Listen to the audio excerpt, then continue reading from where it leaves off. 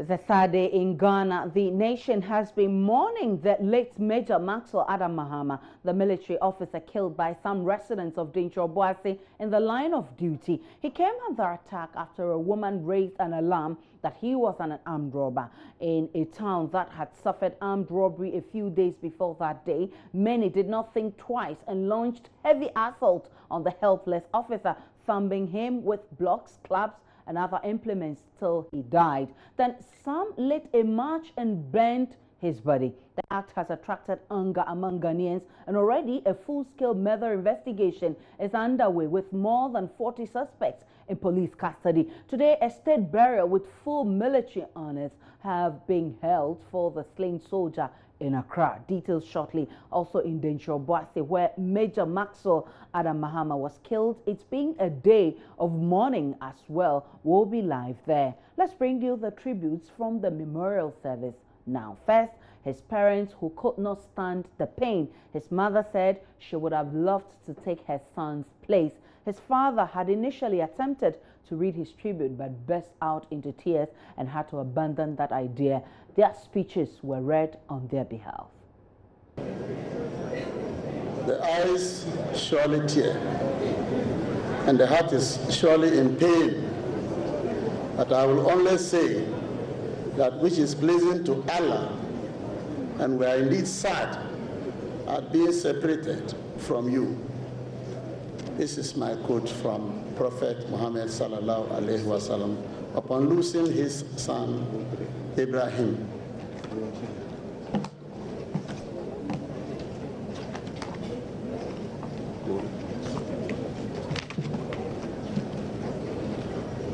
I stand here today with a heavy heart to pay tribute to my son, my brother, my friend, because these are all what Major Maxwell Mahama was to me. This relationship started right from his birth because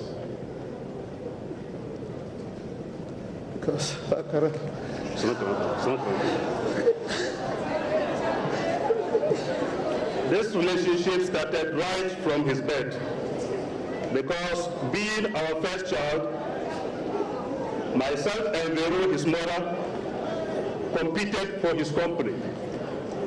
Unlike most children, Maxwell was not the type who asked baby gave us sleepless night.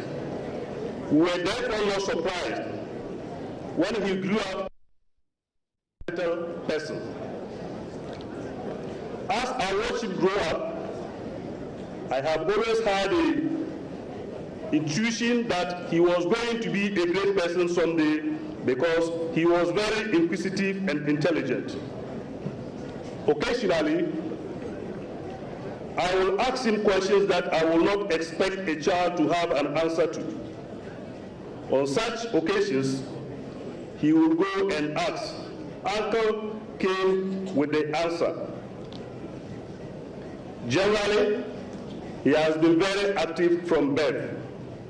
And we were not surprised when he grew up to like a sporting activity such as swimming, as can be seen from one of the videos posted by a family member on his Facebook page.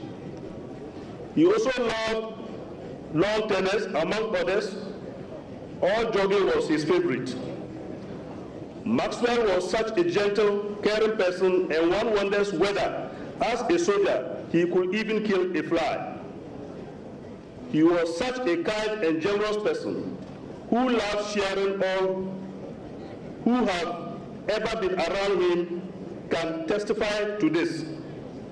As a father, he insisted on giving me something from his small major salary every month, for which we had to come to a compromise. He could also take from me when the need arises, and I from him similarly. He was such a reliable and trustworthy son I will greatly miss. The last time I spoke with Maxwell was the weekend before his life was taken. He had called me from his base, requesting me to supervise some work he wanted done on a project he was undertaking. As was usual of him, we discussed the details and his plans for the project, and before hanging up, he said, "Thanks, Daddy." I jokingly said to him, "Say thanks, foreman." We both laughed over it and hung up. Little did I know that he was invariably handing over the project to me. Maxwell, the rest assured I have taken over the project seriously, and it will be completed and put to the use you intended, my son, my brother, and my good friend. Rest in peace and be assured that I will carry out all the plans you have discussed with me for your wife Barbara and the children. Maxwell might not have lived to be a great soldier as per my intuition, but he certainly died a great soldier because I believe his death will change so many lives in this country. The main one being the lynching of innocent people. Maxwell, I believe Jesus Christ, your life was taken to save the lives of others. The Almighty God knows what he has used you for. I love you, but he loves you more. You are gone, but our friendship will continue by way of your memory. The entire family greatly miss you.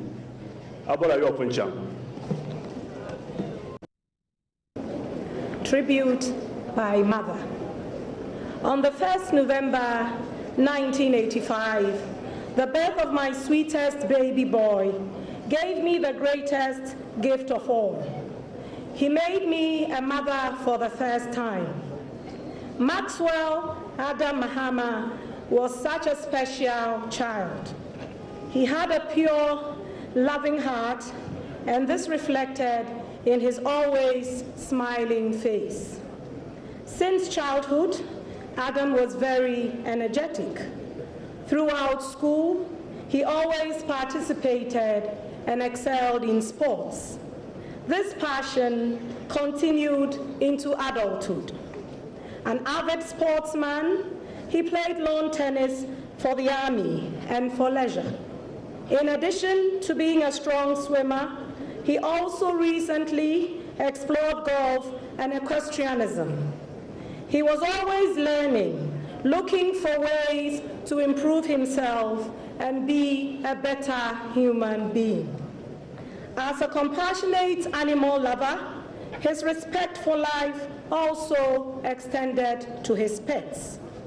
His family and friends know of some of his dogs, especially Luna, who brought him so much joy. He would pay a tribute to her on the anniversary of her death. While I was in Ghana in March, he lost a dog, and he spent time alone with a dead dog, shedding tears, after which he buried it. Then he said, "Mommy, that was my children's pet. As soon as they wake up, they go and check on it before anything else." He said he had to get another dog for his children. Adam loved his family fiercely. He had a great sense of duty to his family and to those around him. You knew you could always count on Adam to be there whenever you needed him, always a phone call away from doing whatever I needed help with, no matter how small the task. I am so proud of the son I raised, an honorable man who took care of others, who protected the nation, and displayed true manhood in how he cared for his wife and his kids. I am falling to pieces. Tell the killers they have destroyed me. Tell them he was a very special son, forever my boy, calling me mommy, mommy, mommy. He could never string a sentence together without mommy in it. Tell them they do not know this loving, very affectionate son of mine. They do not know about how he would walk in lift me up, put me on a sofa, say, relax, mommy, massage my feet. He openly showed his affection for me without shame. He could not walk with me without his arm around my shoulders. Mommy could not save her son. Mommy was not there to comfort him or take away the pain. To Barbara, the daughter Adam gave me, my daughter who would openly proclaim to the world how special her husband was, an amazing father he was, I say, this bond will from now be much stronger than it already is. I will be there for you. A doting father my son was. Barbara's sons, my grandsons, have been robbed of their love and joy. Whenever he hugged and kissed me in their presence, he would say, Jaden, Jerry, this is how you should treat your mommy. His dream was to make a family and make me comfortable. He had a good heart, was compassionate, loving, and affectionate. Above all, he loved his country and vowed to protect its citizens. I am lost. Some friends are avoiding me, and I can understand, since they do not know what to say and do not know how to console me in such horrendous circumstances. Total strangers have called me crying, sharing in my grief. My head is spinning. I hope I do not completely lose it or go crazy. Please, do not let this happen to another mother. I am a woman of faith, so death and dying are not my fears. But never in my wildest nightmares did I ever think I would be burying one of my sons. Never. The gruesome and the horrific way my poor baby was snatched from this earth is beyond words. I feel as if my heart has been ripped from my chest. I feel hollow, just moving about like an empty shell. My baby is gone forever. His life was cut short in the most violent and disgusting way. I need an answer to my question. Why? Give me an opportunity to face these murderers so that they can see and understand what they have done to a mother. Tell them what they do not know about my son Adam.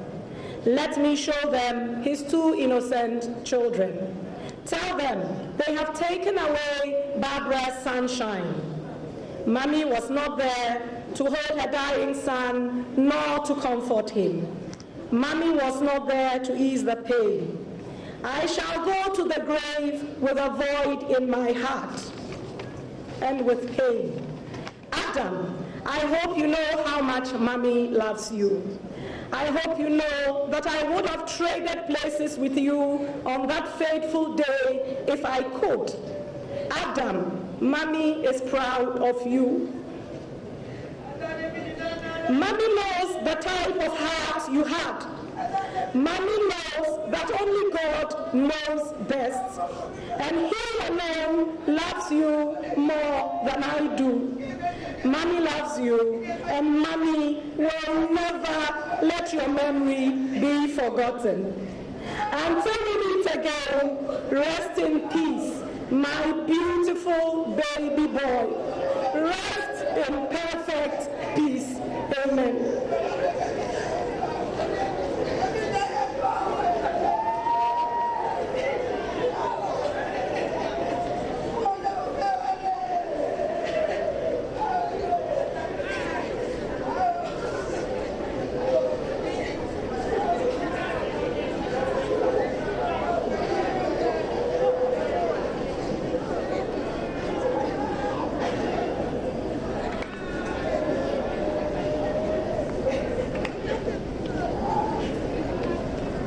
May the peace of God rule and reign in our hearts.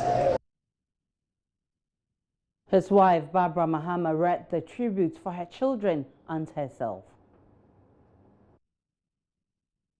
Tribute by children. Dear Daddy, you were told you traveled. You told us you were going to come back. We spoke on the phone almost every day.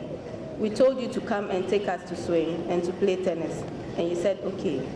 We have been waiting for that ice cream you promised us. We miss playing with you. We miss the dancing moves with Mommy and the laughter that fills our home when you are around. We miss the Akosombo trip. We miss you coming for us from school and spending time with us before Mommy comes. Daddy, we miss going to the Turkish restaurant with you alone to spend boys time. We miss you chasing Mommy around when she takes your meat from your food. And we miss eating together as a family. We miss you calling us to pray together.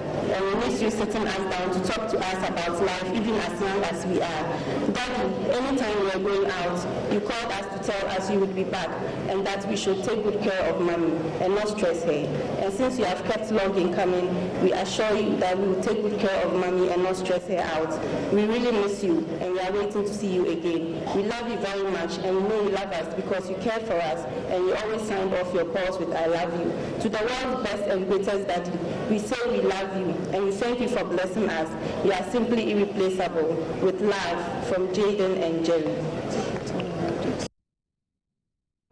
Let's listen to Maxwell Mahama, our man who has been on the beat, who went to the cemetery before his body was laid to rest. Sometime in the evening of May 29, news started filtering through about the lynching of a military captain at Dentroboase in the central region. That military captain would later get to know as Captain Maxwell Mahama, who was posthumously promoted to the position of a major, now known as Major Maxwell Mahama. There's a burial ceremony underway at the forecourt of the State House, but we are currently here at the Osu Military Cemetery, and this would be the final resting place of Major Maxwell Mahama. You can see the grave, and it's decorated with a national flag, red, yellow, green with a black star in the middle. On the ground also is an artificial carpet. The body will be resting under this beautiful tent surrounded by these flowers. But this flag gives you an indication of the contribution and the selfless sacrifice of Major Maxwell Mahama to Ghana.